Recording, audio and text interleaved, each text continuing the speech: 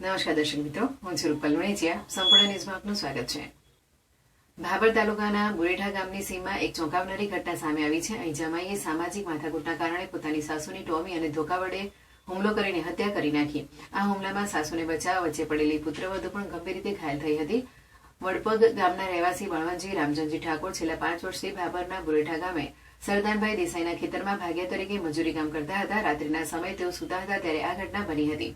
મૃતક જીજીબેન રાયચંદજી ઠાકોર ઉંમર વર્ષ 65 બળવંતજીના પત્ની હતા.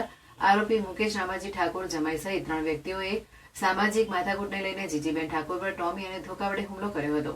જીજીબેનને બચાવવા માટે તેમના પુત્રની પત્ની વર્ષાબેન બળવંતજી ઠાકોર વચ્ચે પડતા તેમને પણ ગંભીર ઇજાઓ થઈ હતી. હુમલામાં જીજીબેન રામચંદજી ઠાકોરને માથાના ભાગે ગંભીર ઇજા થતા તેમનું ઘટના સ્થળે જ મોત નીપજ્યું હતું. જ્યારે ઇજાગ્રસ્ત વર્ષાબેનને પ્રાથમિક સારવાર માટે ભાભરની સરકારી હોસ્પિટલમાં ખસેડવામાં આવ્યા હતા, જ્યાંથી તેમને વધુ સારવાર માટે પાટણ રિફર કરવામાં આવ્યા છે.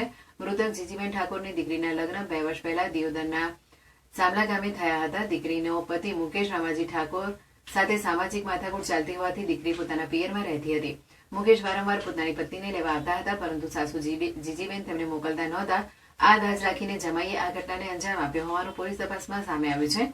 ભાભર પોલીસે આ મામલે હત્યાનો ગુનો નોંધી વધુ તપાસ હાથ ધરી છે.